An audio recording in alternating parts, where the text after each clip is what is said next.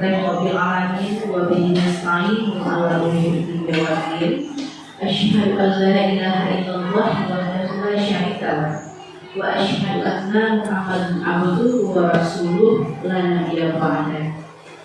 Alhamdulillah, segala puji bagi Allah kita panjatkan, yang mana Allah telah memberikan kita berbagai macam nikmat. Di antaranya nikmat sehat hari ini kita alhamdulillah bisa berkumpul di sini. Terima kasih banyak sudah menyempatkan waktu dalam kegiatan hari ini, diseminasi budaya positif di sekolah. Tidak lupa pula selawat beriring salam kita sajikan kepada visioner terbaik di muka bumi ini, beliaulah baginda Rasulullah Sallallahu Alaihi Wasallam. Tentunya yang sangat saya muliakan ibu-ibu peserta diseminasi dalam rangka menyebarkan pemahaman dan penerapan pengalaman budaya positif di sekolah. Jadi budaya positif ini adalah kebiasaan-kebiasaan yang kita lakukan di sekolah yang nantinya mampu membuat peserta didik kita menjadi peserta didik yang mandiri, kemudian bertanggung jawab dan merdeka di dalam pembelajaran.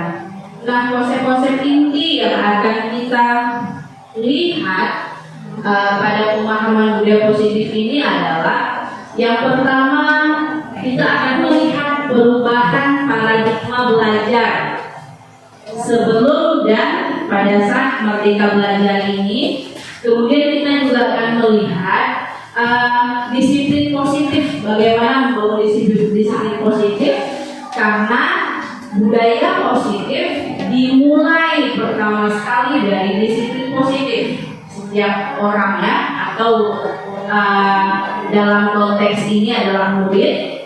Nah, kemudian kita akan juga melihat nilai-nilai kebajikan universal. Selanjutnya apa saja motivasi perilaku manusia. Kemudian kita juga akan melihat kebutuhan dasar manusia, keyakinan kelas, dan posisi kontrol guru. Dan yang terakhir kita juga akan menjelaskan tentang segitiga restitusi.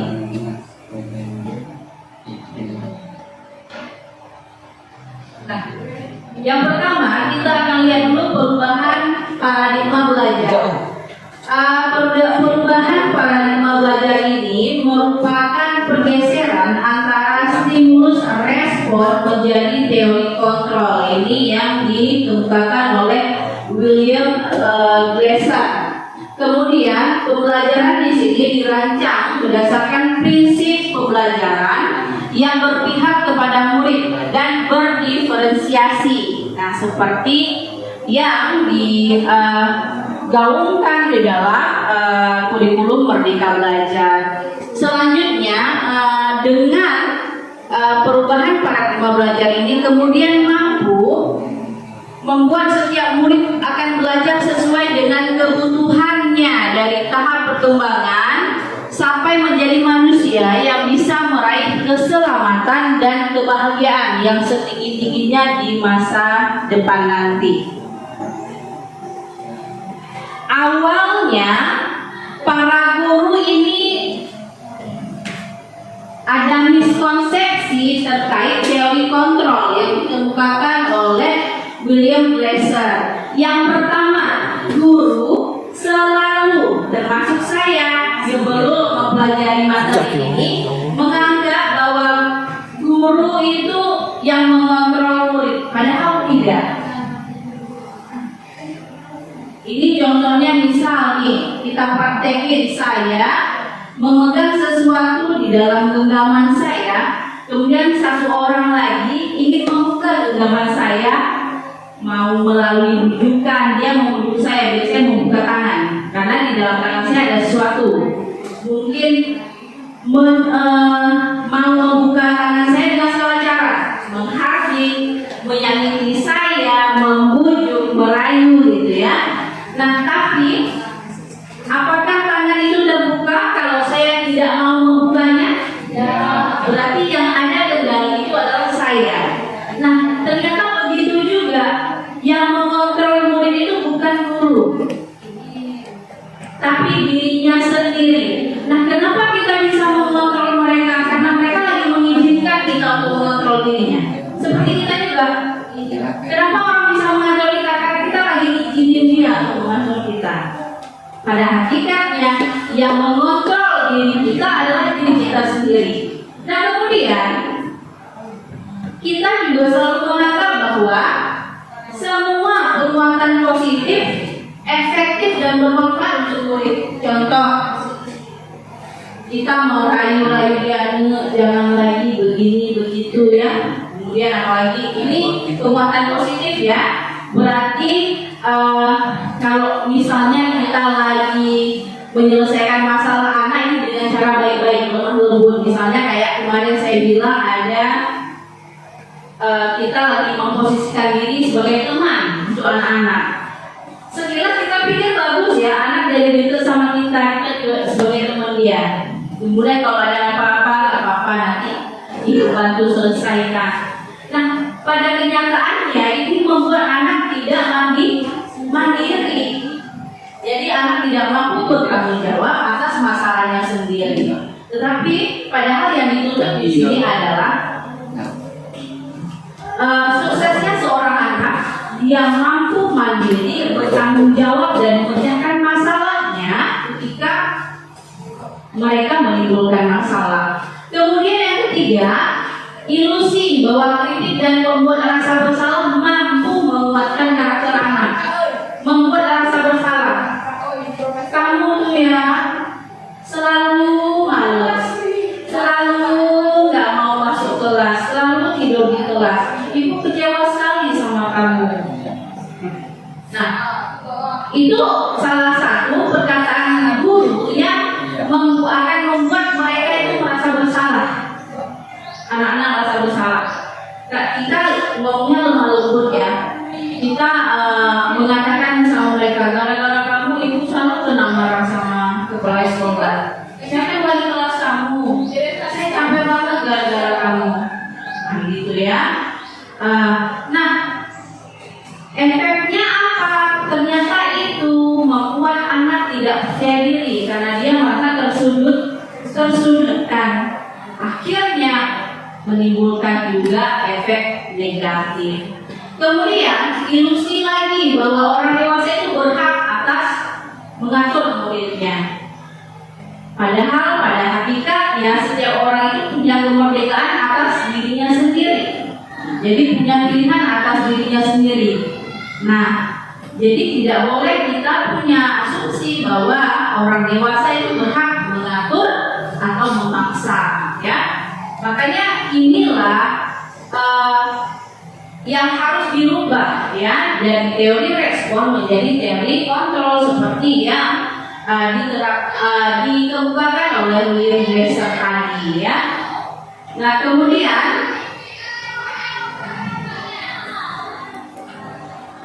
ini dia ya, mengubah paradigma respon, stimulus respon ke pendekatan teori kontrol yang dikemukakan oleh Glasser. Nah, stimulus respon itu semua menganggap bahwa kebutuhan kita sama, pada kenyataannya malah berbeda, setiap orang yang kebutuhannya berbeda. Kemudian semua orang melihat hal yang sama, padahal semua orang memiliki gambaran yang berbeda. Nah, selanjutnya kita mencoba mengubah orang agar berpandangan sama seperti kita. Kalau di dalam teori kontrol nggak seperti itu, tetapi kita memahami ya setiap pandangan orang lain. Makanya ada istilah menghargai pendapat orang lain. Kemudian perilaku buruk dilihat sebagai suatu kesalahan. Kita selalu, saya pribadi selalu melihat ketika anak berbuat buruk atau berbuat hal-hal yang menyimpang dari aturan sekolah, kita katakan mereka bersalah. Nah, padahal setiap orang itu ada kebutuhan-kebutuhannya yang tidak terpenuhi dari dirinya, sehingga ketika dia mencari atau berusaha untuk memenuhi kebutuhan itu, nanti akan dikasih kebutuhan apa aja yang harus ada pada manusia. Nah, ketika kebutuhan itu salah satu saja tidak terpenuhi, maka kemungkinan anak akan berbuat negatif. Nah, sehingga kalau teori kontrol, ketika anak berbuat salah, kenapa gurunya nggak langsung menghakimi atau menghukum? Karena dia mengerti ini anak ini pasti melakukan kesalahan, ada latar belakangnya, ada alasan. Jadi coba ditelusuri dulu alasan-alasannya. Nah, ini ya, ketika kita sudah mengubah paradigma kita dari teori respon jadi teori kontrol. Kemudian selanjutnya itu orang lain bisa mengontrol saya. Tapi seperti saya katakan tadi, hanya kita sendiri yang bisa mengontrol diri kita. Hari ini kenapa murid-murid bisa diatur oleh guru? Karena mereka lagi mengizinkan dirinya untuk dikontrol oleh guru. Ya. Kemudian saya bisa mengontrol orang lain. Nah, ternyata saya tidak bisa mengontrol orang lain, karena orang lain yang bisa mengontrol adalah dirinya sendiri. Lalu pemaksaan pada saat bujukan gagal. Nah, harusnya kolaborasi dan konsensus menciptakan pilihan-pilihan baru. Jadi nggak melulu harus memaksa ya ketika membujuk itu gagal. Lalu model berpikir menang kalah. Nah, kalau teori kontrol itu adalah model berpikir menang dan menang ya. Nah, jadi lebih positif ya. Nah, kemudian selanjutnya ada poin disiplin positif. Disiplin positif merupakan komponen utama dalam mewujudkan budaya positif. Nah, makanya kalau ingin menciptakan budaya positif di sekolah, kita harus menerapkan dulu disiplin positif. Nah, ada yang ingin membacakan sebentar terkait pengertian disiplin. Nah, mungkin Ibu.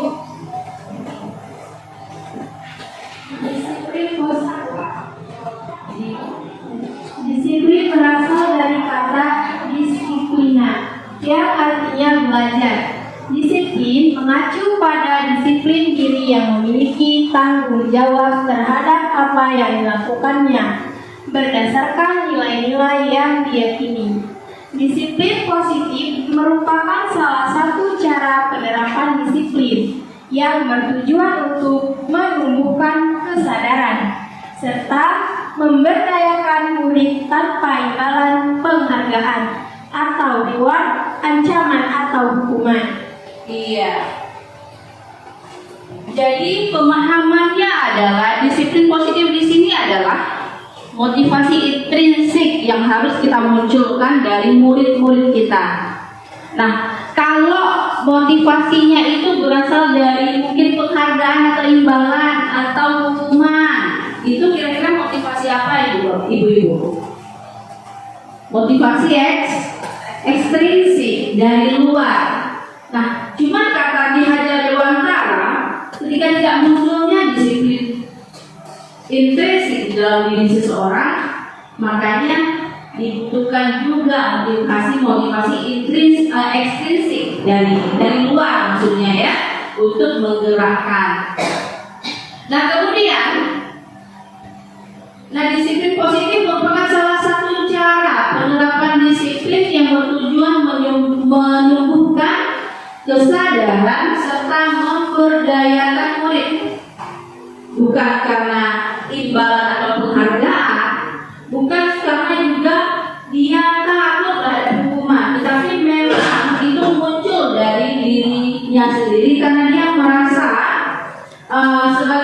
muncul dari dirinya sendiri sebagai penghargaan ya untuk dirinya sendiri. Nah, sebagai pendidik, tujuan kita adalah memiliki disiplin diri, sehingga mereka berperilaku mengacu kepada nilai-nilai kebajikan universal dan memiliki motivasi intrinsik dalam perubahan perilaku ke arah yang lebih baik. Nah, jadi di sini kita fokus pada ketika menerapkan disiplin positif, fokusnya kita adalah menumbuhkan motivasi intrinsik dari anak-anak. Kenapa? Karena motivasi intrinsik ini lebih kekal ya. Walaupun hari ini misalnya tidak ada guru yang ditakuti, hari ini 2 IPS atau nama Butaski. Kalau tidak ada motivasi intrinsik, besok kalau Butaski nggak datang, maka besar kemungkinan anak-anak bakal melanggar aturan sekolah. Inilah yang disebut dengan motivasi eksternal atau ekstrinsik. Jadi tidak kekal ya. Tapi kalau motivasi intrinsik karena itu dari dalam diri dia, atas kesadaran dia sendiri, dia merasa butuh, maka itu akan mereka pakai atau mereka jalani sepanjang hayat mereka. Makanya ini tujuan utamanya harusnya seorang guru menumbuhkan motivasi intrinsik dalam diri anak-anak sehingga mereka berperilaku selayaknya anak-anak yang memiliki karakter nilai-nilai kebajikan. Nah, kalau sekarang Indonesia nilai-nilai karakter kebajikan universal kita itu dikristalisasi di dalam P3. Apa itu P3 Ibu? Profil pelajar Pancasila. Ada berapa dimensi, Bu? Ada berapa karakter di situ? 6 ya? Benar nggak? Berpikir kritis, gotong royong, kebinekaan global,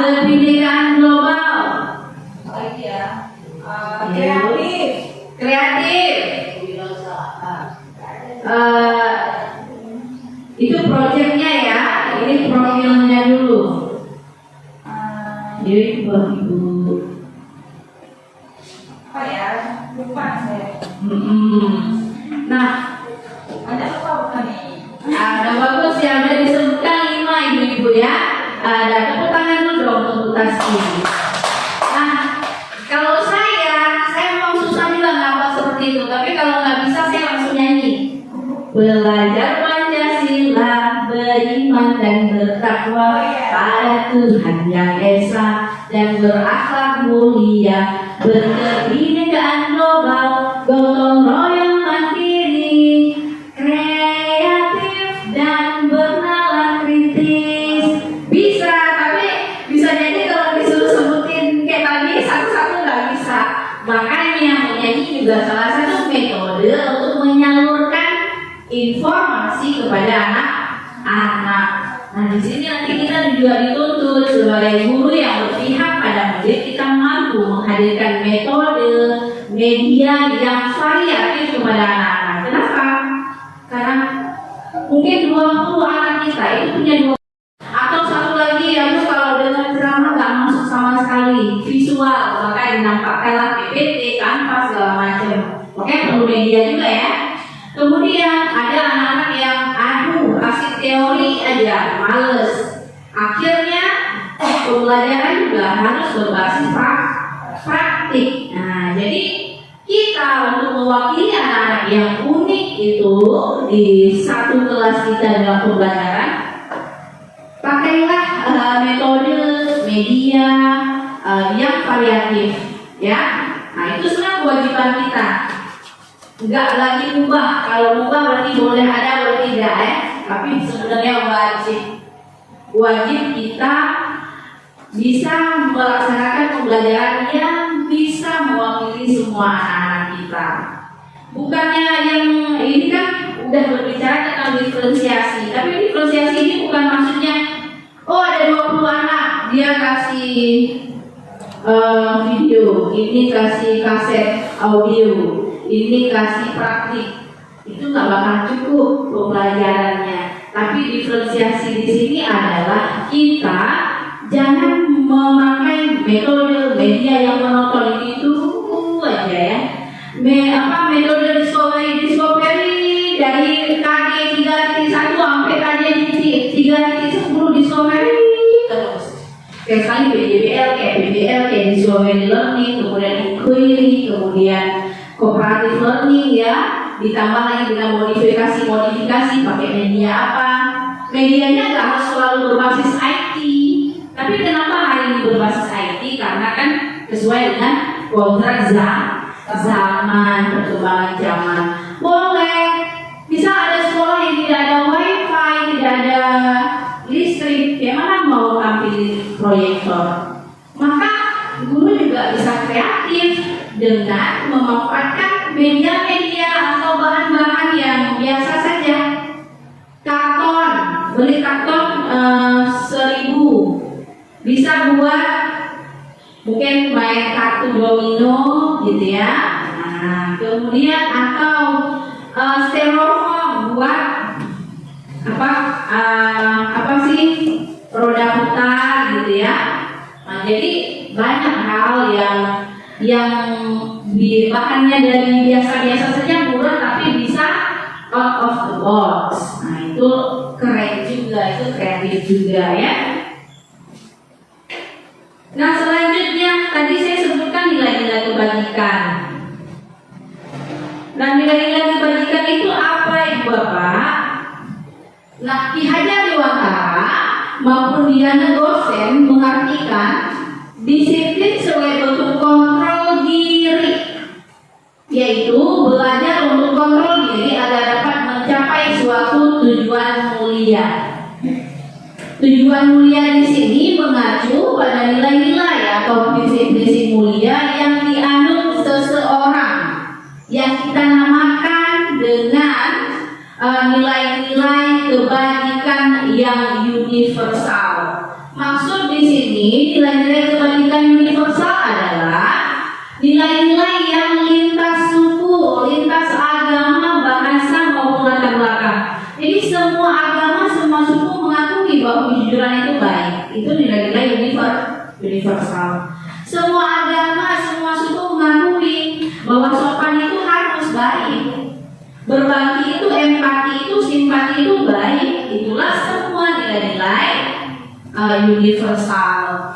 Kemudian nilai-nilai kebajikan merupakan sifat-sifat positif manusia yang merupakan tujuan mulia yang ingin dicapai di setiap individu. Nah, kalau katanya Hajar Dewantara, pembelajaran atau pendidikan itu tidak hanya fokus ke akademis, tapi pembelajaran yang berhasil atau pendidikan yang berhasil itu harus pintar akademis, namun anak-anak juga punya karakter. Nah, karakter di sini apa ya? Akhlak mulia ya salah satunya. Nah, itu bisa kita lihat terkristalisasi di dalam P3, profil pelajar Pancasila. Ada beriman bertakwa. Ini terkait bagaimana akhlak kita terhadap Tuhan, iman kita terhadap Tuhan, kemudian akhlak kita terhadap alam. Pasti kalau kita punya iman bertakwa sama Allah, kita tahu alam diciptakan Allah, maka kita juga akan menjaga, ya kan?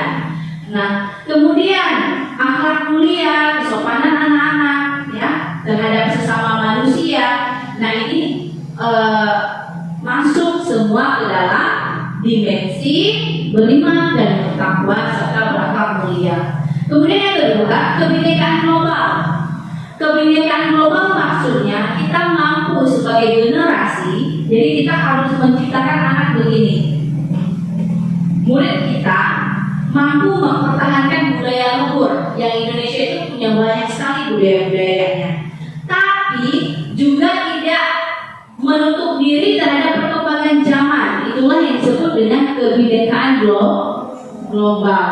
Kemudian yang ketiga, gotong royong. Kita mampu berkolaborasi, karena yang namanya makhluk sosial sebenarnya memang tidak bisa hidup sendiri. Nah, inilah yang dituntut. Nah, selanjutnya mandiri. Anak-anak itu mandiri, mampu bertanggung jawab dan memecahkan masalahnya. Selanjutnya bernalar kritis.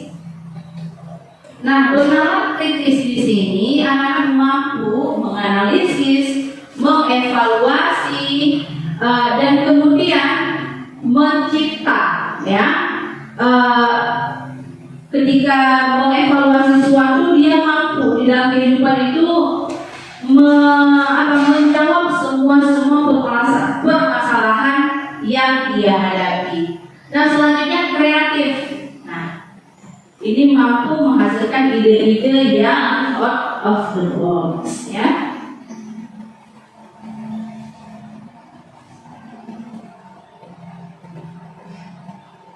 Nah, ini yang menarik.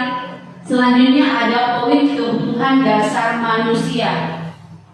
Nah, menurut Kamus Bahasa Indonesia, kebutuhan itu berarti sesuatu yang wajib, yang dibutuhkan, ya. Ya Ibu, ya. Kalau ekonomi ini ngerti sekali Bu Lida, ya. Kalau di ekonomi ada primer, sekunder, tersier. Nah, kita lihat ini kebutuhan dasar, berarti primer banget dalam diri manusia. Nah, maka kebutuhan manusia dapat diartikan sebagai sesuatu yang dibutuhkan oleh manusia atau keinginan manusia yang harus dipenuhi demi tercapainya kepuasan rohani maupun jasmani untuk keberlangsungan hidup. Nah, kita lihat setiap manusia itu, semua kita, mau orang dewasa, anak-anak, semua punya rasa ini. Kebutuhan dikategorikan dalam dua. Yang pertama fisiologis, yang kedua adalah psikologis. Fisiologis yang mana Ibu-ibu? Ini kebutuhan untuk bertahan hidup. Nah, ini lebih ke ekonomi Ibu, ya. Nah, ada primer, sekunder, tersier, gitu, ya. Nah, kebutuhan untuk bertahan hidup ini misalnya contohnya apa Ibu Bapak? Ibu-ibu, makan, benar sekali. Minum, rumah, pakaian, ya. Itu kan kebutuhan wajib. Kalau ekonomi dalam primer, ya Bu, ya. Nah, kemudian kebutuhan biologis itu juga merupakan kebutuhan fisiologis yang berkaitan dengan jasmani kita. Lalu kebutuhan yang bersifat psikologis batin nih. Ya, ini yang mana loh? Bercerita tentang batin gitu, ya. Anak-anak sekarang kurang karakter, sedikit ada masalah langsung bunuh diri. Jadi itu sebenarnya yang harus diterapkan oleh guru-guru. Tumbuhkan karakter mereka beriman dan bertakwa. Orang yang beriman nggak mungkin bunuh diri karena dia punya tempat untuk bercerita ketika dia ada masalah. Jadi ini tugas-tugas kita Ibu-ibu.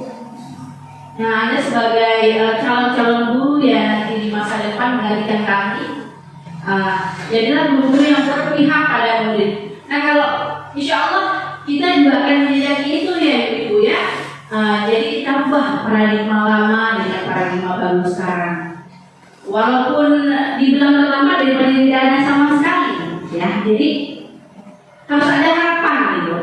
Memang guru itu sebenarnya harus ada imajinasi atau harapan terkait kesuksesan murid, itu harus ada. Karena dengan harapan kita itu semangat dalam melangkah. Makanya orang itu harus punya tujuan. Orang yang punya tujuan itu bisa dideteksi. Ini juga ya. Nah, kemudian kalau kemudian psikologis yang pertama kita itu butuh disayang, ya, butuh dicinta, diterima sama orang. Anak-anak juga seperti itu. Kenapa kita perlu mendeteksi ini? Agar ketika anak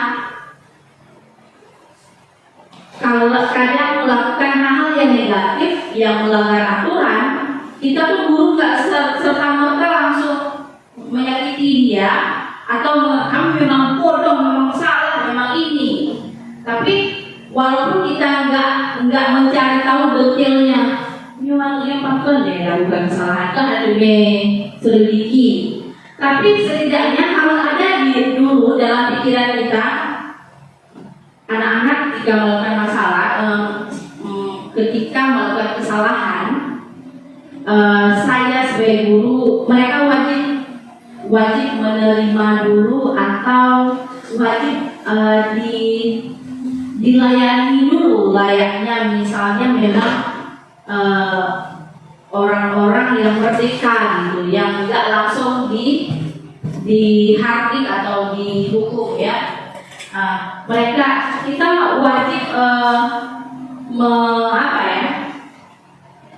wajib meyakini gini, ketika anak-anak bermasalah ini pasti ada sesuatu hal yang membuat dia harus melakukan itu, sehingga kita kan nggak langsung serta-merta menghukum dia. Nah, tapi kita tanyai dulu baik-baik ya, istilahnya memanusiakan manusia lah istilahnya gitu ya. Nah, jadi itu. Nah, kemudian yang kedua, penguasaan. Anak-anak itu butuh diakui prestasinya. Sebenarnya semua orang kan juga ya, tapi karena di sini kita ingin konteksnya antara guru dan murid, nah, makanya saya contohkan murid. Nah, penguasaan ini dia, anak-anak itu butuh, semua orang itu butuh diakui prestasinya, dihargai apa yang dia lakukan ya kan. Nah, kemudian ketika ini tidak terpenuhi, maka ada yang capernya gimana, bisa macam-macam. Ada caper yang ke arah positif, ada yang ke negatif. Namanya anak-anak masih labil. Kalau kita mungkin, kalau orang dewasa ada hal-hal urutan 5 ini tidak terpenuhi, maka mungkin karena kita sudah dewasa, mampu mengevaluasi mana baik, mana yang tidak, akhirnya kita kan bisa memilah juga untuk memenuhi kebutuhan dasar kita memilih jalan positif. Tapi anak-anak yang masih labil apalagi remaja, nggak mikir ke situ dia. Yang penting apa yang saya mau harus saya dapatkan, mau positif mau negatif. Akhirnya banyak melakukan pelanggaran di sekolah. Jadi tugas kita adalah setelah mendeteksi atau sudah tahu bahwa setiap manusia di dunia ini punya 5 kebutuhan dasar. Jadi ketika nantinya ada anak yang melakukan kesalahan, jangan langsung dikasarin, dihukum. Tapi lakukan pendekatan dulu. Ya kalau nanti secara teori itu namanya restitusi. Ya. Nah selanjutnya,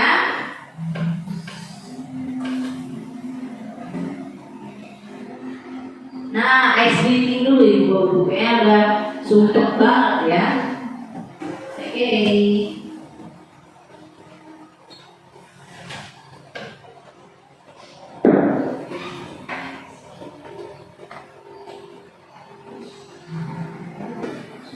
Kelihatan deh ya.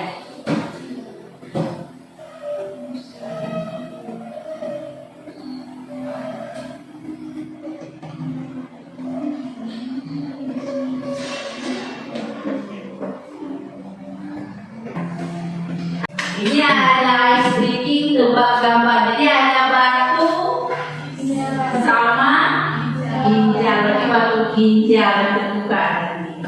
Oke, yang kedua, J tambah ayam tambah. Nah, coba kira-kira apa nih jawabannya ini?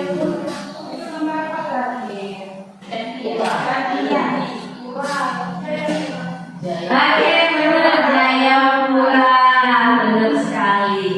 Nah, kemudian ada tempat tidur.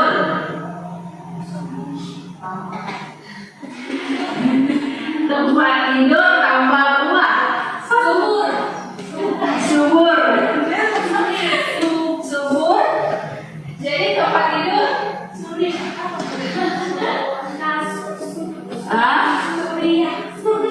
iya benar, surya kan kasur, tapi k-nya hilangin kan, tinggal sur. Tambah buah, bu jadi i, berarti sur tadi ya, i. Surya ya, negara.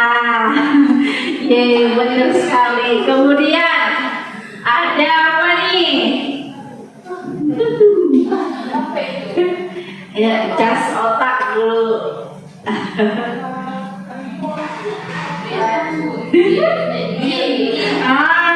Benar, racun.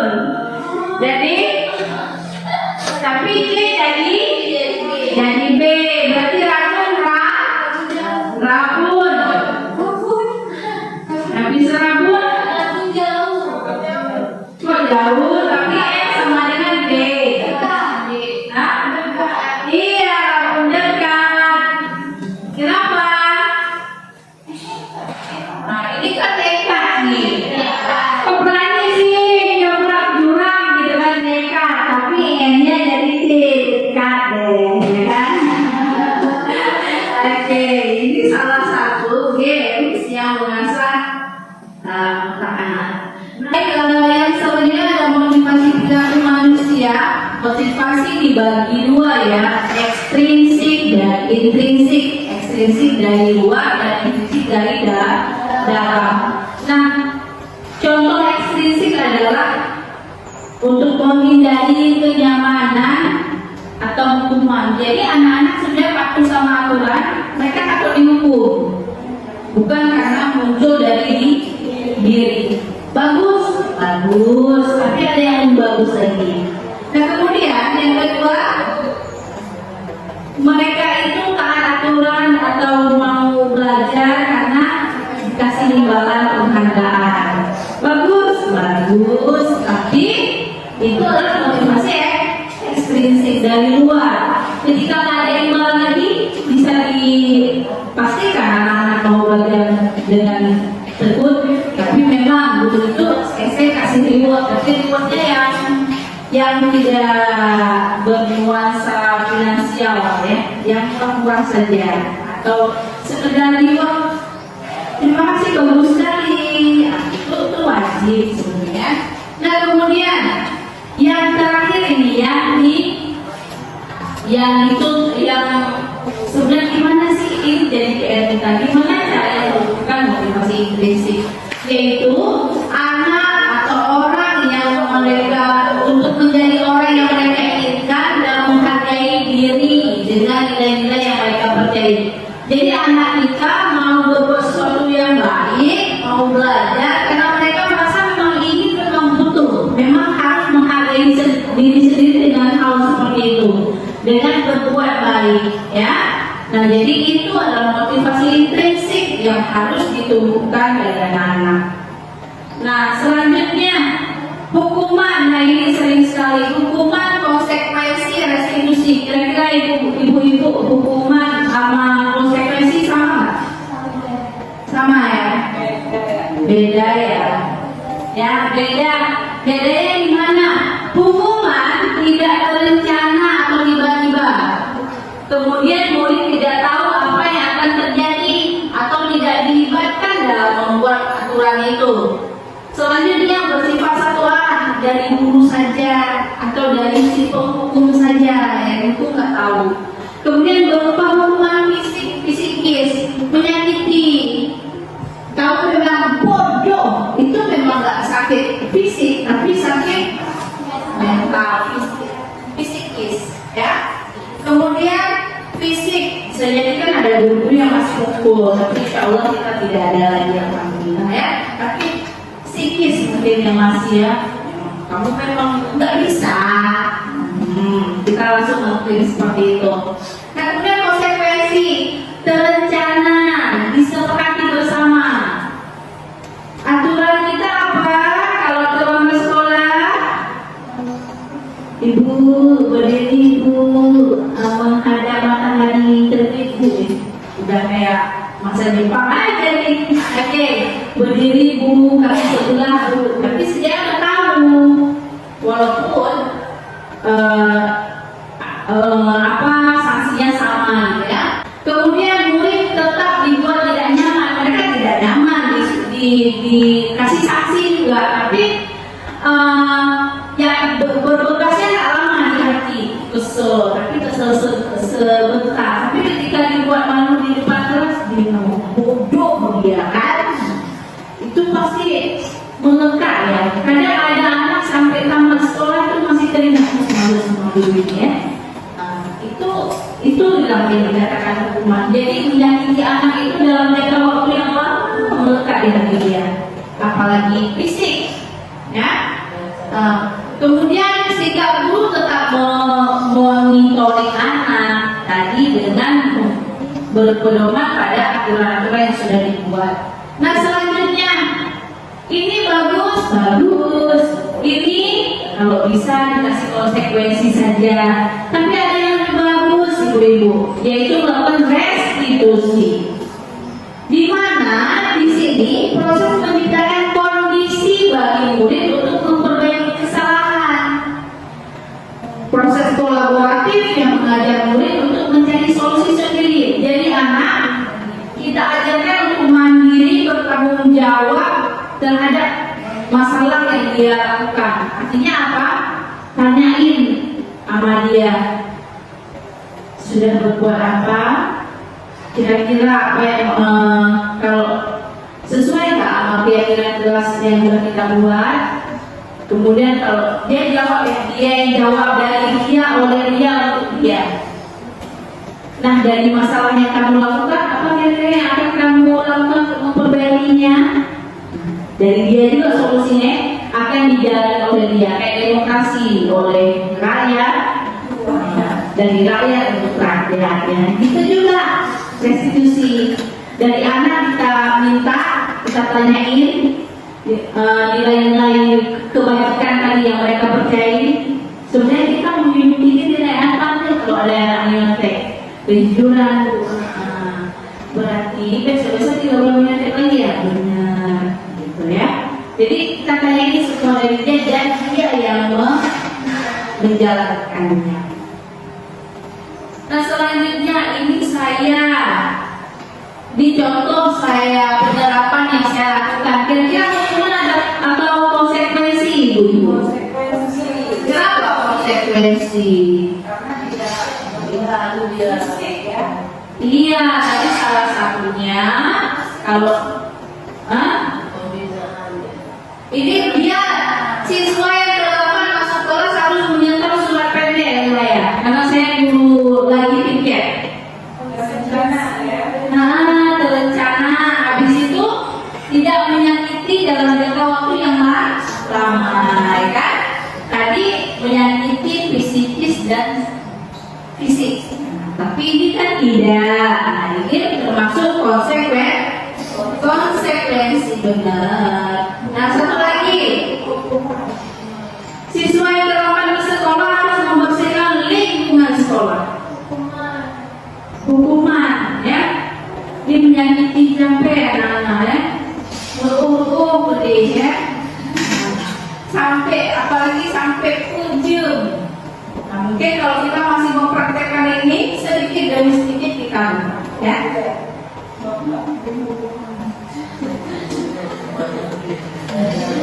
Nah, selanjutnya keyakinan kelas. Nah ini tadi kita sepakati bersama.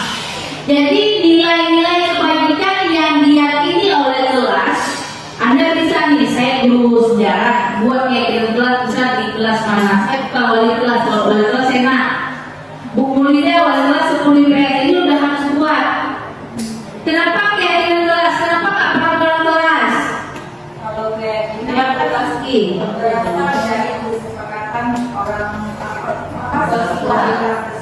Kalau peraturan itu berasal dari satu pihak. Iya, itu tadi ya, hukuman dan konsekuensi. Nah, keyakinan kelas kita lakukan secara bersama-sama.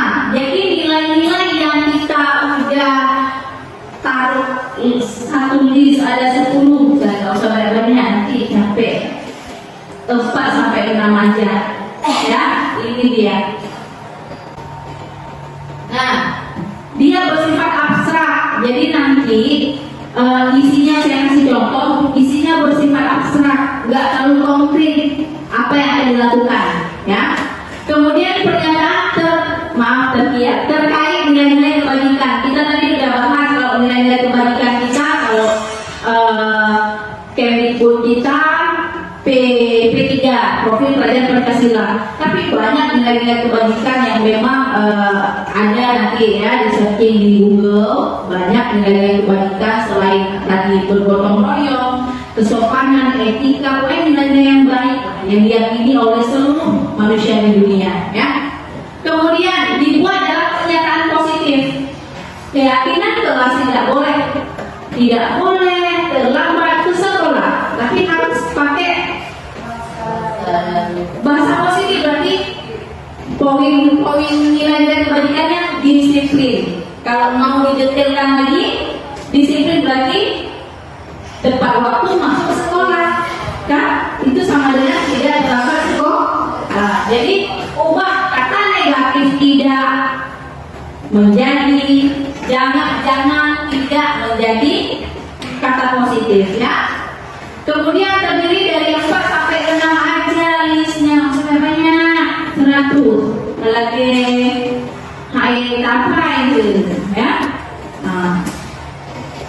Kemudian sesuai dengan kondisi kelas dan sekolah sehingga mudah diterapkan. Jadi disesuaikan sama kebutuhan kelas masing-masing. Misalnya terkait nilai-nilai kebajikan apa sih yang banyak dilanggar oleh anak-anak? Kedisiplinan, anak-anak di kelas 3 IPS selalu kelas sekolah. Berarti itu yang dimuat di dalam keyakinan kelas. Tapi tanyain sama mereka, kasih post-it, ya. Saya ada ya, saya buat. Nah ini kemarin saya bukan wali kelas, jadi saya buat di kelas 3. Itu keyakinan kelas atau kesempatan kelas masuk pelajaran saya sejarah peminatan, ya. Hasil yang didapat, jadi anak-anak saya bagi post-it, buat apa aja yang mereka dari mereka tadi kan, dari mereka dari kita. Jadi nggak dari kita aja keyakinan kelas itu, ya. Akhirnya mereka tempel di papan.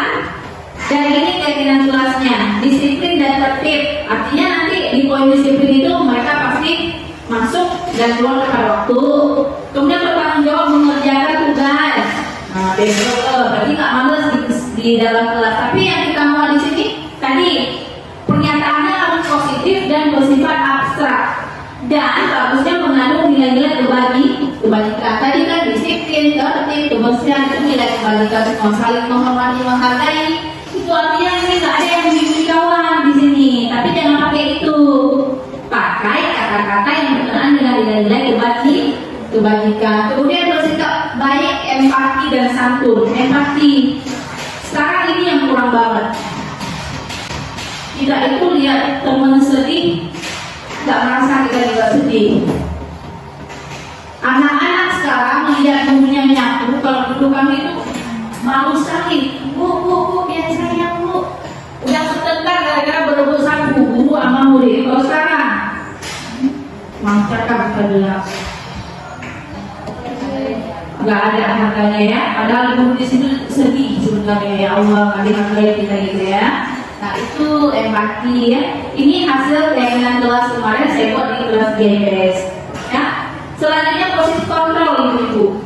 Ada penghukum, pembuat rasa bersalah, ada sebagai teman, pemantau, manajer. Kita, nah saksikan video.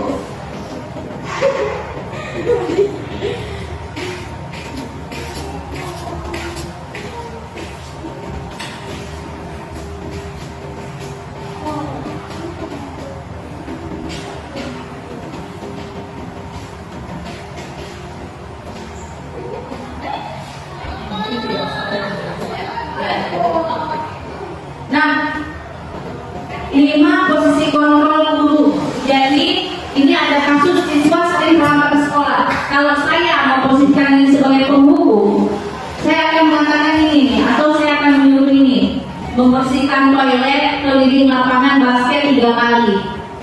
Atau kalau dia bersalah, kamu tuh memang gak bisa, kamu tuh selalu gak bisa, kamu selalu sih salah.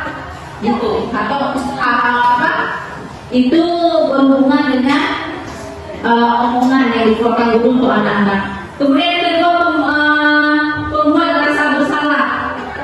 Biasa guru pasti akan mengeluarkan kata-kata gini, harus berapa kali sih ibu memintahkan kamu selalu saja mengecewakan ibu sedih, gara-gara kamu ibu selalu kena marah sama kepsek. Ibu kan balik kelas kamu, tolonglah sayangi ibu. Itu supaya kita lagi membuat mereka merasa bersalah sama kita. Tapi yang ternyata nanti mereka gak kayak diri.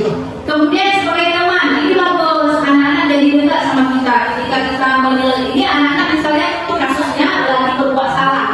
Kemudian posisi mana yang akan kita ambil? Nah kalau teman ini ayo dong, ya janji sama ibu, jangan lagi lain kali ya. Dan jika kita sorry baby, gitu kan kalau hari ini kan. Nah, bagus anak-anak jadi dekat sama kita, tapi nggak bagusnya ternyata ada efek samping. Efek sampingnya apa? Dia tuh jadi bergantung sekali sama kita. Akhirnya dia tidak mandiri, cengeng bahasa sekarang ya. Nah, satu sisi bagus, tapi ada hal negatif juga. Nah kemudian satu lagi pemantau. Pemantau ini bagus juga.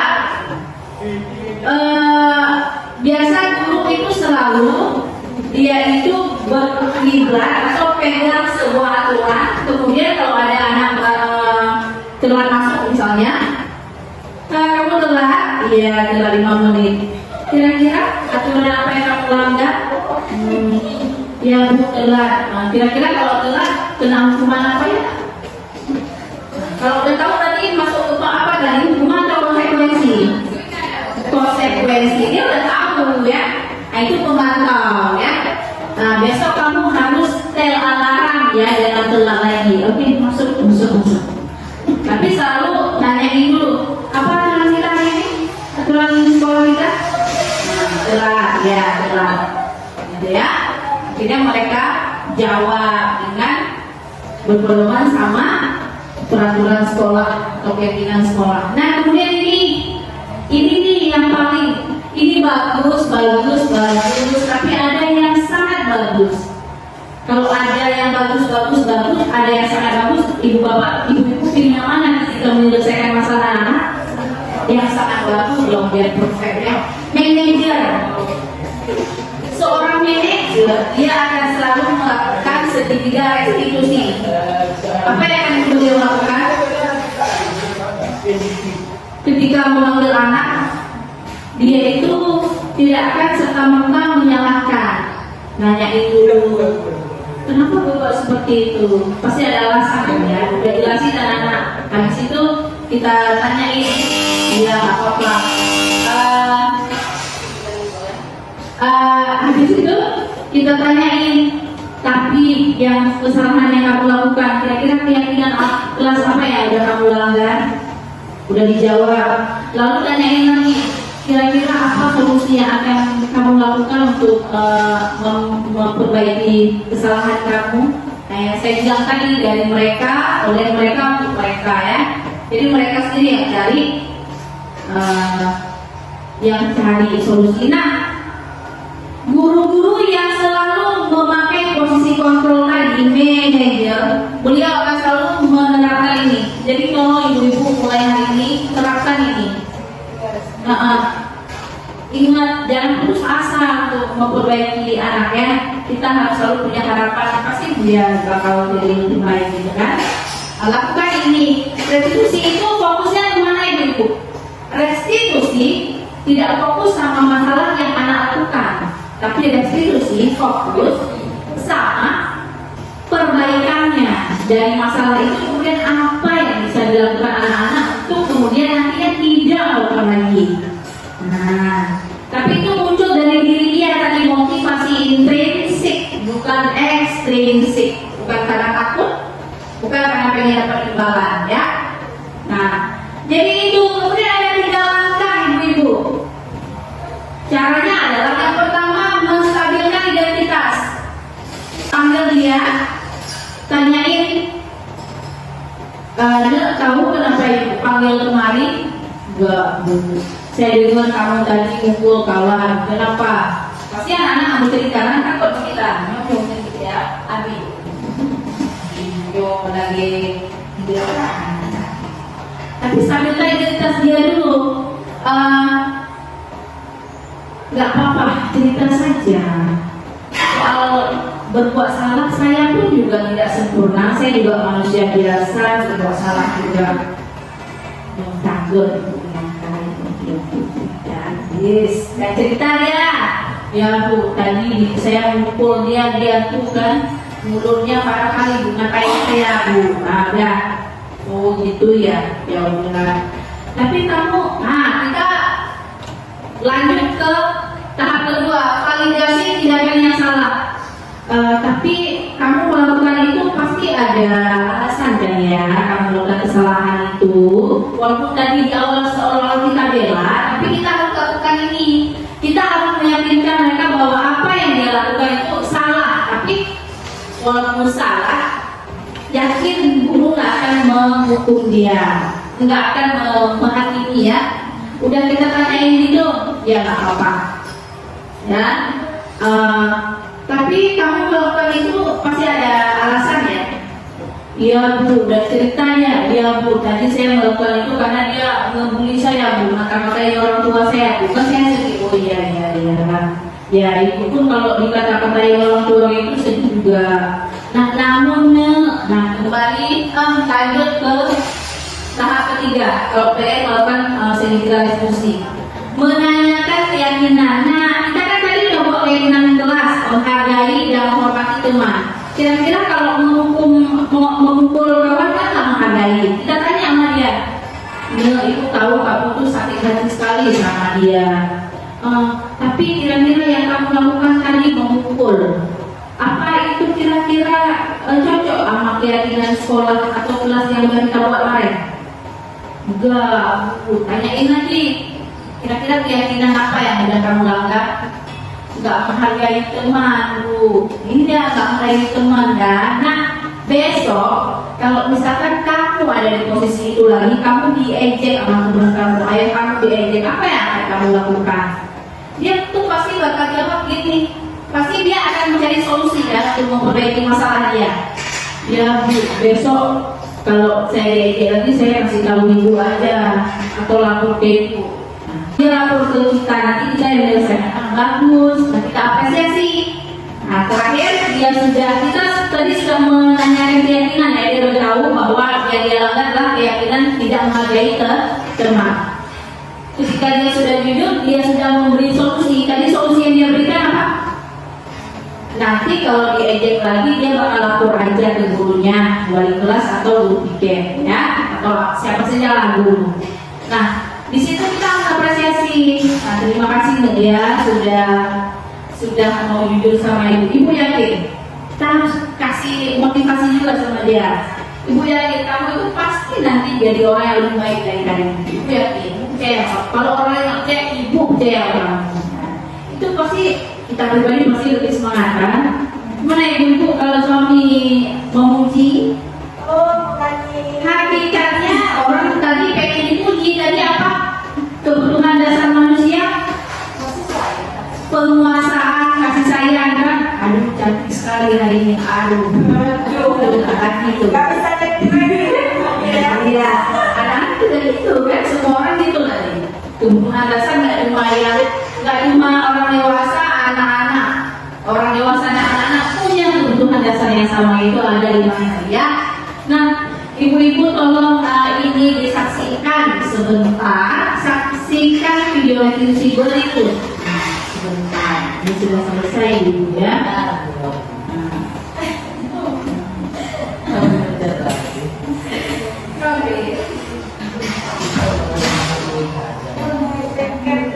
Nah,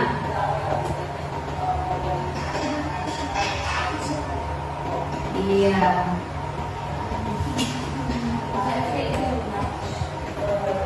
Kayak gitu, itu baru berarti menstabilkan identitas ya. Tanyain dulu. Iya, itu dengan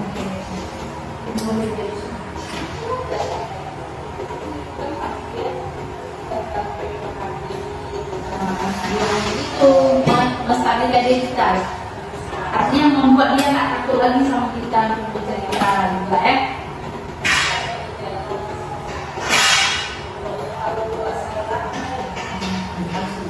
harus kita ngomong kayak gitu biar mereka tuh yakin ya.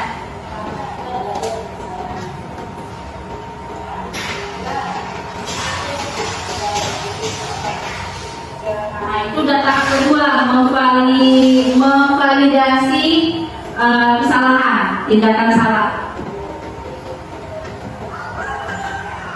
Nah, dia akhirnya jujur.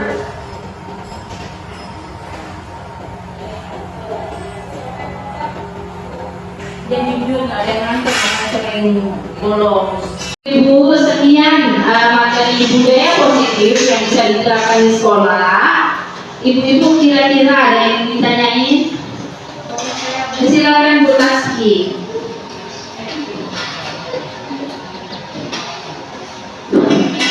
Baiklah, terima kasih kepada Bu Nani telah memberi kita ilmu ya budaya positif di sekolah.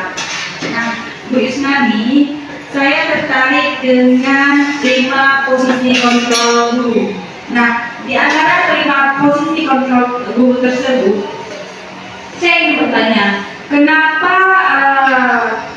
5 posisi kontrol guru itu saya ingin bertanya, kenapa posisi kontrol sebagai teman itu tidak bagus? Padahal kan membuat kita lebih dekat sama anak. Ya, sekian, terima kasih. Tepuk tangan dulu lah, jangan lupa pertanyaannya. Ada yang tahu ibu-ibu? Padahal posisi kontrol rumah itu bagus kan, membuat kita jadi dekat sama anak-anak. Nah, anak bisa dilindungi sama gurunya kan, karena gurunya melakukan pendekatan yang baik dan tidak menghukum. Tapi kenapa menurut dari pembahasan tadi ada yang lebih bagus, yaitu restitusi. Dikatakan bahwa posisi teman itu memiliki hal efek samping ya, jadi kalau obat ya. Akhirnya apa efek sampingnya ibu?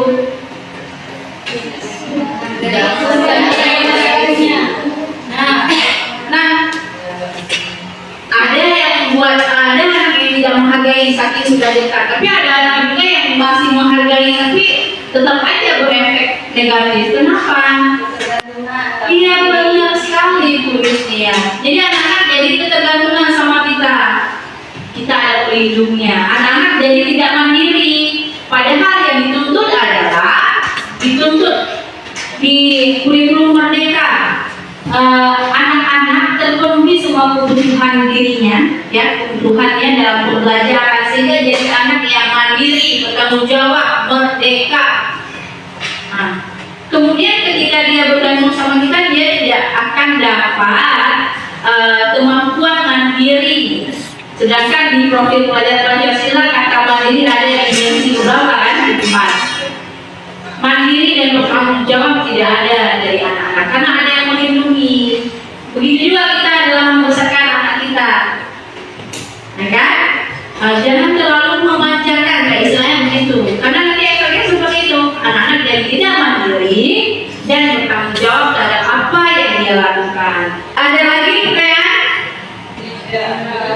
Iya, alhamdulillah ya, sudah mengerti semua kayaknya. Ibu-ibu saya yakin juga sudah menerapkan, cuma tidak tahu aja namanya bahwa itu segitiga restitusi.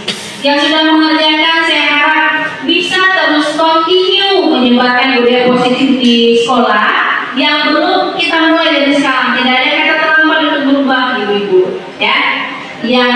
Yang itu tidak mau berubah tapi tetap berdiri di tempat. Nah, itu yang rugi ya. Baiklah, saya akhiri. Ihdinas siratal mustaqim. Assalamualaikum warahmatullahi wabarakatuh.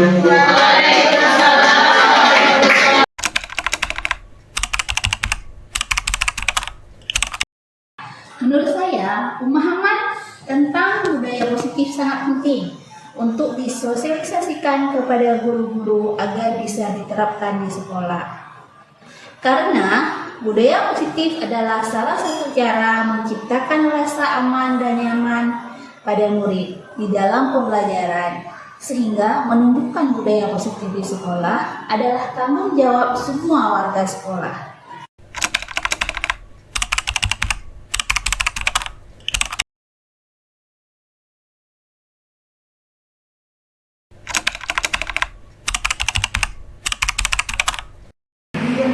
Saya senang sekali diajak Bu Isnani menyusun keyakinan kelas. Dengan menyusun keyakinan kelas bersama-sama, saya merasa pendapat kami didengar oleh guru. Terima kasih Bu Isnani.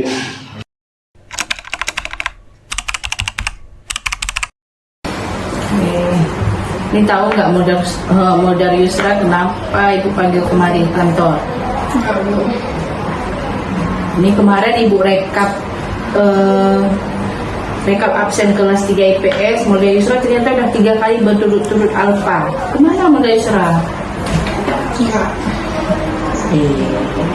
Jujur aja sama ibu. Di sini ibu kan manggil bukan karena pengen menghakimi, bukan karena pengen memarahi Model Yusra, tapi kan kita pengen cari solusi sama-sama. Kalau soal berbuat salah, ngapain takut untuk jujur? Ibu juga pernah, semua juga pernah berbuat salah. Tapi sekarang gimana kita belajar dari kesalahan itu? Ya, kira-kira ibu yakin Model Yusra pasti 3 hari nggak datang pasti ada alasan. Kemana Mbak Yusra? Kan di tempat tinggal Yusra kan jauh, jadi kalau ke sekolah kan butuh kendaraan, jadi Yusra nggak ada yang ngantar, jadi nggak datang. Nggak ada yang nganter. Biasa siapa yang ngantar? Ini abang kemana? Sakit ya, makanya nggak datang sekolah. Harusnya besok-besok kalau nggak datang sekolah, ngabarin, titip sama teman biar nggak ibu alfa ya. Nah ini kira-kira udah 3 hari nih alfa berturut-turut. Kira-kira ini Model Yusra melanggar keyakinan sekolah kita nggak? Keyakinan sekolah kita yang mana yang udah Model Yusra langgar? Kedisiplinan. Kedisiplinan. Kemarin kita ada buat 3 kali berturut-turut alfa, maka wajib dipanggil orang tua. Nah ini makanya ibu panggil dulu, pengen cari tahu dulu ibu apa alasan Model Yusra. Ini karena Model Yusra udah ngomong bahwa nggak ada yang nganter. Nah ini nggak saya panggil dulu orang tuanya. Nah saya mau Model Yusra memperbaikinya dengan lebih rajin lagi. Ya ini Model Yusra kan tadi udah bilang bahwa Model Yusra udah melanggar peraturan sekolah kita, keyakinan sekolah kita, disiplin kan, poin disiplin. Jadi misal nanti Model Yusra berada di posisi yang sama, nggak ada yang nganter lagi, kan nggak mungkin nggak sekolah tiap hari, alfa tiap hari. Nah kira-kira apa yang bakal Model Yusra lakukan untuk memperbaiki ini? Nanti kalau ada teman yang di sekolah nanti minta nebeng. Kalau nggak ada nanti Yusra kabarin ke ibu. Kembali ke saya sebagai wali kelasnya ya. Jangan alfa, kan kasihan alfa. Tapi ibu berharap pokoknya ada solusi lah, entah nanti minta tolong bantu sama kawan sekelas, kan ada yang searah, tak nebeng sama dia. Pokoknya usahakan kita jangan banyak libur sekolah ya. Oke, terima kasih ya. Nah ini udah mau ke sini, saya juga udah apresiasi karena udah berani untuk menjumpai ibu ya. Oke.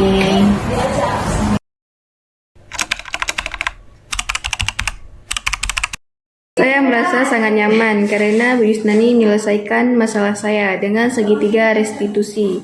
Di sini saya diajarkan untuk mencari solusi atas kesalahan yang saya buat tanpa dihakimi ataupun disudutkan oleh ibu guru. Terima kasih Bu Yusnani. Penggerak menghamba pada murid, kreatif rancang pembelajaran, hargai potensi tingkatkan prestasi.